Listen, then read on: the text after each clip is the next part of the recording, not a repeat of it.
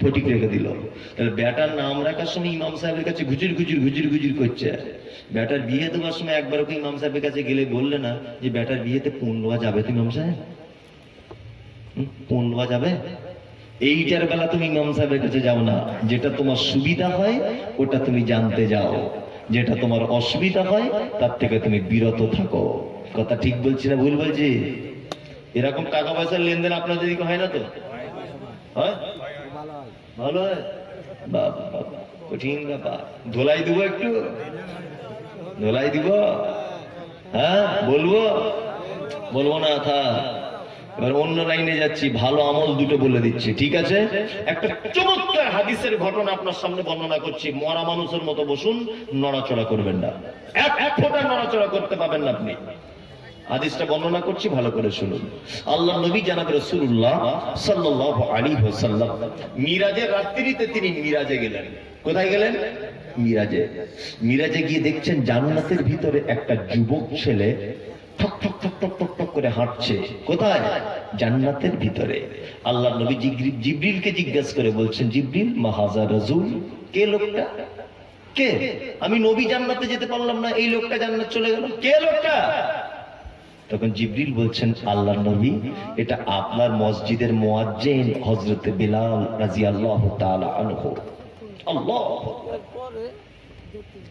বিশ্বনবী আরেকটু আগিয়ে এলেন, বলেছে আপনাকে চাদর ঠিক করবেন না, মরা মানুষের মতো বসুন, গায়ের লোমগুলো এখন উঠে যাবে, মানে খারাপ হয়ে যাবে। হাদিসটা আপনি শুনুন শেষ পর্যন্ত।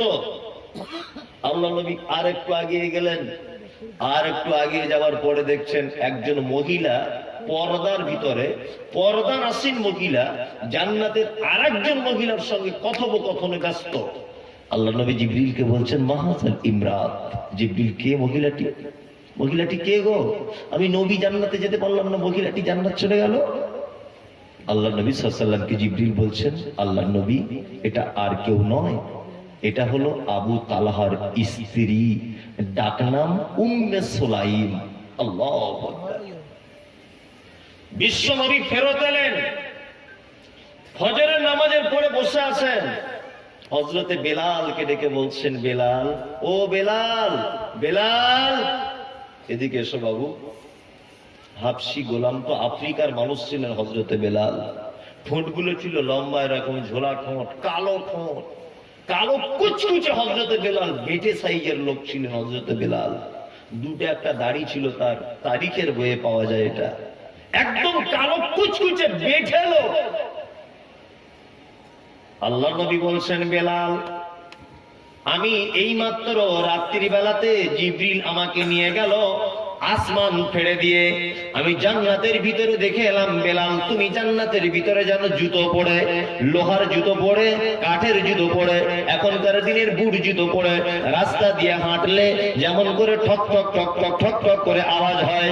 বিশ্ব নবী বলছেন, বেলাল রে, আমি তোমাকে জান্নাতের ভিতরে এই মাত্র দেখে এলাম। হযরতে বেলাল বলছেন, আল্লাহর নবী, আপনি যদি এ কথা বলেন তাহলে এখানে সন্দেহর কোনো ব্যাপার নাই, আপনি যদি এ কথা বলেন আমার কোনো রকমের দ্বিধাদ্বন্দ্ব নাই, আপনি ঠিকই দেখেছেন। বিশ্ব নবী বলছেন, বেলাল রে, বলো দেখি জীবনে কি এমন ভালো কাজ তুমি করেছো? হযরতে বেলাল বলছেন, ইয়া রাসূলুল্লাহ, আমি একজন গোলাম, আমাকে খরিদ করা হয়েছে, আমাকে আজাদ করা হয়েছে। আল্লাহর নবী, অনেক যুদ্ধেতে যাওয়ার জন্য আপনি সাহাবীদের কাছে চাঁদা তুলেছেন, আমি চাদর নিয়ে নিয়ে ঘুরেছি, সবার কাছে চাঁদা তুলেছি, কিন্তু আমি কোনোদিন 1 টাকা দিতে পারিনি। আমার কপালটা এত খারাপ, আমি একেবারে অসহায়। আল্লাহর নবী, জীবনে ভালো কাজ তেমন কিছু করতে পারিনি। বিশ্ব নবী বলছেন, যেটাই তোমার কাছে ভালো মনে হয় সেটাই তুমি আমাকে বলো।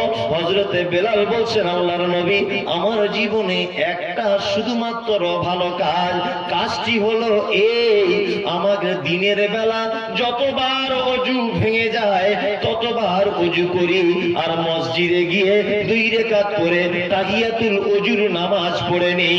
আল্লাহর নবী বলছেন, বেলাল রে,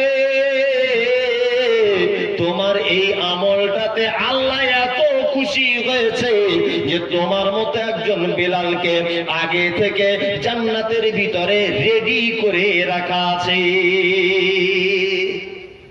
আল্লাহু আকবার। হযরত বেলাল কি করতেন জি? ওযু ভেঙে গেলে 2 রাকাত নামাজ পড়তেন ওযু করে। এছাড়া ভালো কাজ আর আছে হযরত বেলালের? নাই জি। আপনি এটা আপনার জন্য খুব কঠিনকর ব্যাপার। কঠিন ব্যাপার না আপনার জন্য? খুব কঠিন। তাহলে একটা সহজ এই ধরনের কাজ বলে দিই, এই করবেন, পয়সা লাগবে না কাজ করতে, শুধু করা লাগবে। করবেন কেউ? আপনি হাত তুলে দিলেন না বুঝে, আপনি একটা লোক হাত তুলেও নামিয়ে দিলেন, দেখছেন বিপদ হয়ে যায়, ঘটনা উল্টো পাল্টা হয়ে যায়। আহা, আল্লাহ নবী সাল্লাল্লাহু আলাইহি ওয়াসাল্লামের হাদিস রয়েছে একজন মহিলাকে নিয়ে। হাদিসটা আমি আর বলছি না, লম্বা করতে চাইছি না। হযরত বেলালের আমলটা যদি করতে নাও পারেন, আগামী জুম্মা থেকে এটা নিয়ত করুন তো, যে প্রত্যেক জুম্মার দিনে মসজিদে গিয়ে একটু ঝাড়ু দিয়ে পরিষ্কার করে দেবো। আচ্ছা আচ্ছা, একদম জুম্মার দিনে কেন, এমনি দিনে যখন মসজিদে যাবেন একটু ঝাড়ুটা নিয়ে ঝাড়ু দিয়ে দিবেন তো। আপনি ইমাম সাহেবকে গিয়ে তো গরম মারেন কেন? ইমাম সাহেব, মসজিদে একটু ঝাড়ু দিতে পারো না? মসজিদের লামাটা একটু পরিষ্কার করো না? ও কেন পরিষ্কার করবে? ওর বাপের মসজিদ নাকি? ও পরিষ্কার করবে কেন? ও তো ইমাম, ও তো নেতা। আর আপনি এত গরম মারেন কেন ওকে? আপনার কোন সাহসে গরম মারা লাগে? এই, কয় টাকা বেতন দাও তুমি ওকে? বদমাইশির জায়গা পাও না? 4000 টাকা বেতন দিয়ে তুমি ওকে দিয়ে মসজিদ ঝাড় দাও। যে জাতি তার নেতাকে দিয়ে মসজিদ ঝাড় দিতে বাধ্য করায়, ওই জাতি জীবনে কোনোদিন পরিত্রাণ পাবে না, কখনো পাবে না। সেক্রেটারি হিসাব দিচ্ছে মসজিদে, রাগ করিয়েন না। मुझे मंजूर नहीं कि मैं किसी का शिकायत करूं, मगर बात ही से बात निकल आती है तो मैं क्या करूं। ইচ্ছা হচ্ছে না আপনার কারোর বিরুদ্ধে বলবো, কিন্তু আমরা যে সবাই আসামি না বললেও তো নয়। বছরের শেষে মসজিদের কমিটিরা হিসাব দিচ্ছে, আগের কমিটিরা মসজিদে 1 টাকা আয় দেখাতে পারিনি, এবারে আমরা মসজিদ চালিয়ে 1,70,000 টাকা আমাদের মসজিদের ব্যাংকে জমা আছে। একজনের নামাজ হবে না মসজিদে। ইমাম সাহেবের বেতন তুমি 4,000 দিয়ে মসজিদের 1,70,000 টাকা বছরের শেষে জমা করেছ। এই বুদ্ধি কে দিল তোমাকে? এই বুদ্ধি কে দিয়েছে? এই বুদ্ধি কে দিল তোমায়? মসজিদের ইমাম সাহেব ঢুকছে 4,000 টাকা বেতনে, আর তুমি মসজিদের টাকা বাঁচাচ্ছ। খুব হুঁশিয়ারি থাকিয়েন যারা কমিটিতে আছেন, তাহলে কিয়ামতের দিনে কিন্তু আপনাকে ধরা হবে। ইমাম যদি তার সাংসারিক সচ্ছলতার হবার কারণে কোন ধরনের মসজিদে বসে যদি পাপ কাজ করে, তাবিজ দেয়, কিছু যদি করে, এই পাপ কমিটির হবে, আর কারো নয়। যদি বলছেন কেন আপনার মানসিকতা এত খারাপ কেন, কে বলেছে আপনাকে মার্বেল পাথর লাগাতে হবে? এই যুক্তি কে দিয়েছে? কে বলেছে আপনাকে মার্বেল পাথর লাগাতে হবে মসজিদে, তাছাড়া নামাজ পড়া যাবে না? ইমাম সাহেব জুম্মার পরে উঠে, খুতবার পরে উঠে বলছে মসজিদে মার্বেলটা কে লাগিয়ে দিবে? তা বলছে, শামীম বলছে আমি দিব। বলছে একাই দিবে? একাই দিব। কত টাকা খরচ? 5 লাখ। বলছে একাই দিয়ে দিব। 5 লাখ টাকা শামীম একা মার্বেল পাথর লাগিয়ে দিতে পারছে মসজিদে। ওই শামীমের 3টে বেটা মসজিদে ইমাম সাহেবের কাছে মক্তবে কোরআন মাজিদ শেখে।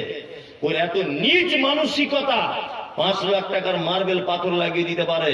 ইমাম সাহেবকে মাসে 500 টাকা নয় 100 টাকা বলতে পারে না মিষ্টি খেতে দিতে, যে আমার 3টে ছেলে তোমার কাছে কোরআন মাজিদ শেখে, 100 টাকা তুমি মিষ্টি খাওয়ার জন্য নাও। এই মানসিকতা আছে? নাই। হুঁশিয়ার থাকবেন, পর্যাপ্ত পরিমাণে বেতন দিবেন ইমাম সাহেবদেরকে, একদম পর্যাপ্ত পরিমাণে বিবেচনা করবেন। আমি এক জায়গায় ইমামতি করতে গেছি, তখন আমার দাড়ি খুব ছোট, বুঝলেন? মাদ্রাসা থেকে পড়ে তবে এসেছি, দাড়িগুলো মোটামুটি ছোট, মানে এইটুকুটুকু আর কি, বেশ চাইনিজ কাটিং করে রেখে দিয়েছি। এখন মসজিদের সেক্রেটারি বারবার আমাকে বলছে, আপনার দাড়ি কেন বাড়ে না?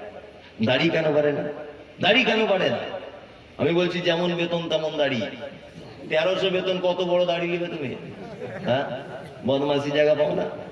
1300 টাকা বেতন দিয়েছো, 1300 টাকার মতো দাড়ি। বেতন বাড়াও, দাড়ি বাড়বে। ওই লোকের স্কুলে একটা ছেলে চাকরি পাওয়ার জন্য পরীক্ষা দিয়েছে, বুঝলেন? নিয়ে আমাকে বলছে মনি সাহেব 500 টাকা দিচ্ছে আপনাকে আমার বেটার জন্য একটু দোয়া করবেন যেন চাকরিটা একদম কনফার্ম হয়ে যায়। তা আমি বাপের একটা ছেলে তো খুব বদমাইশ, মানে আমার মায়ের 4 বেটির পরে আমি একা, বুঝলেন তো, আদরের বেটা আমি। তা আমার আজও পর্যন্ত মনে আছে আমার